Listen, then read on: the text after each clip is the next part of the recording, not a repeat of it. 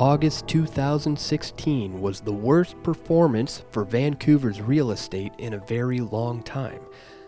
Since 2008-2009, when the Fed pumped the world with cheap credit in the wake of recession that was caused by pumping the world full of cheap credit, Vancouver real estate prices, as well as the rest of Canadian real estate, has been climbing and climbing to the point that now Vancouver locals can't even afford a home. But how did this happen?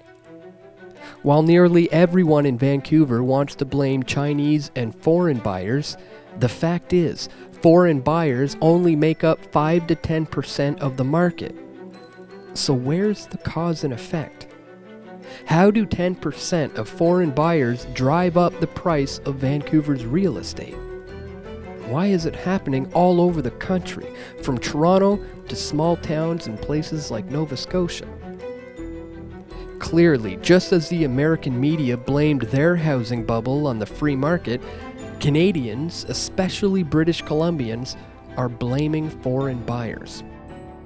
But despite what the media says, Canadians have no one to blame but themselves. We didn't escape the depression that started in 2008. We were merely further behind on our debts and bubbles than the United States. And while the corporate state media praised our strong banking sector and suggested that the Americans follow suit, the reality is a highly centralized banking sector is precisely the problem with these nationwide bubbles. It used to be that when a bank loaned out more than they had on in deposits, the resulting collapse of the pyramided money would cause a run on the banks. And sure, people would lose out, but so would the banker, and it was never nationwide. Eventually, banks came together and lobbied governments for a central bank. This allowed them to inflate together. Coupled with a detachment of gold from money, the result was a banking sector immune from consumer sovereignty and immune from bankruptcy.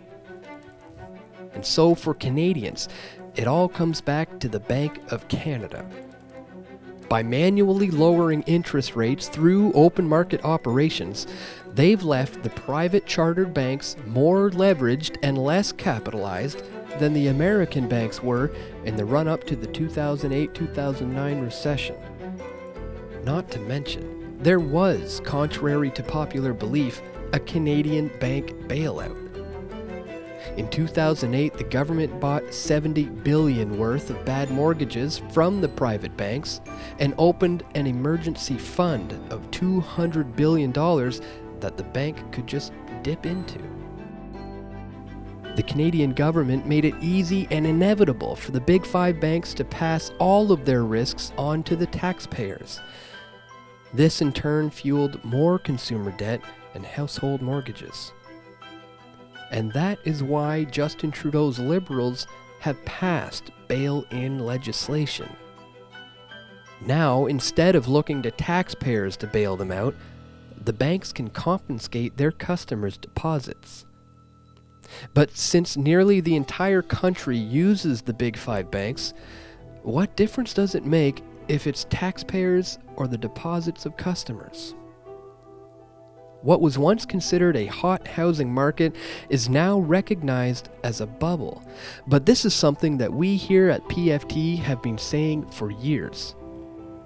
We can't predict the future, but we can use some basic economic reasoning to predict the outcomes of an environment where interest rates are artificially low.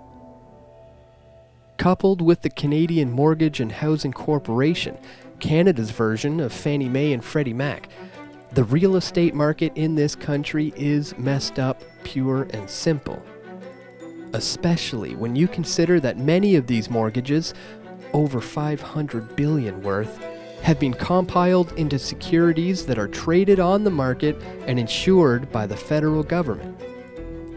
That's what took down the American financial house of cards in 2008. Mutual funds and other investments ultimately tied to outstanding mortgages that couldn't be paid back.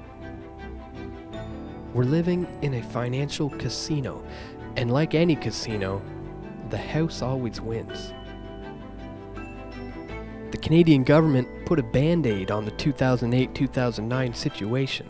And now, as that band-aid weakens and peels off, we're getting close now to the day where it will be necessary to rip it off completely.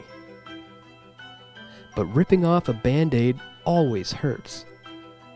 And perhaps, like last time, the government will just apply a new band-aid and ignore the infected wound underneath. This infected wound of fractional reserve banking, fiat currency, and central banking. But just as we have been doing all along here at PFT, we will continue to expose this corruption for what it is.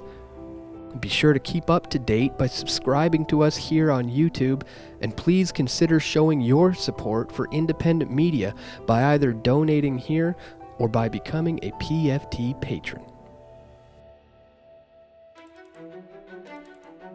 Do you think we have a housing bubble here in Canada? Probably. There's housing bubbles everywhere. I mean, wherever interest rates are artificially low, you're going to impact asset markets, particularly something like housing, because most of the houses that are bought are not bought with cash, right? Usually there's debt involved. People borrow money to buy a house.